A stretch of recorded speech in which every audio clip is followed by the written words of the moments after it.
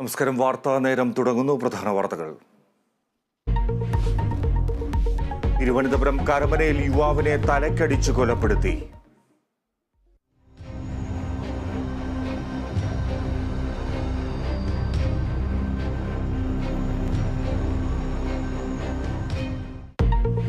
പ്രതികളായ അഖിലും വിനീതും സുമേഷും സ്ഥിരം കുറ്റവാളികൾ. തലസ്ഥാനത്ത് കുറ്റകൃത്യങ്ങൾ പെരുകുന്നുവെന്ന് മന്ത്രി വി ശിവൻകുട്ടി. കർശന നടപടി സ്വീകരിക്കുമെന്നും മന്ത്രി.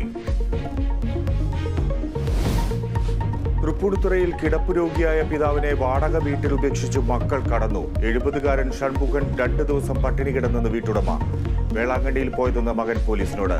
മകനെതിരെ കേസെടുക്കും.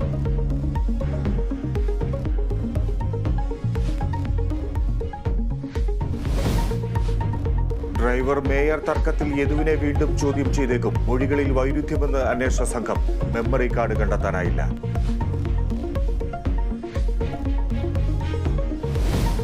കൊച്ചിയിൽ വൻ സ്വർണ്ണവേട്ട. നെടുമ്പാശ്ശേരി വിമാനത്താവളത്തിൽ 1.5 കോടി രൂപയുടെ സ്വർണം പിടികൂടി. 2332 ഗ്രാം സ്വർണം കടത്താൻ ശ്രമിച്ചത് ജീൻസിനകത്ത് പ്രത്യേക അറയുണ്ടാക്കി. കന്യാകുമാരി സ്വദേശി ഖാദർ മൊയ്തീൻ കസ്റ്റഡിയിൽ.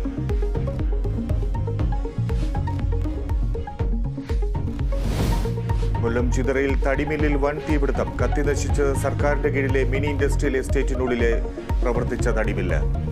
50 ലക്ഷം രൂപയുടെ നഷ്ടമുണ്ടായെന്ന പ്രാഥമിക നിഗമനം.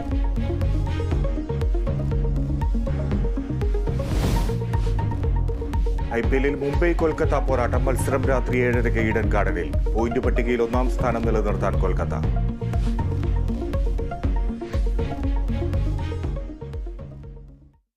വിശദാംശങ്ങളിലേക്ക്. എറണാകുളം തൃപ്പൂണിത്തുറയിൽ കിടപ്പു രോഗിയായ പിതാവിനെ വാടക വീട്ടിൽ ഉപേക്ഷിച്ച് മകൻ കടന്നെന്ന് പരാതി.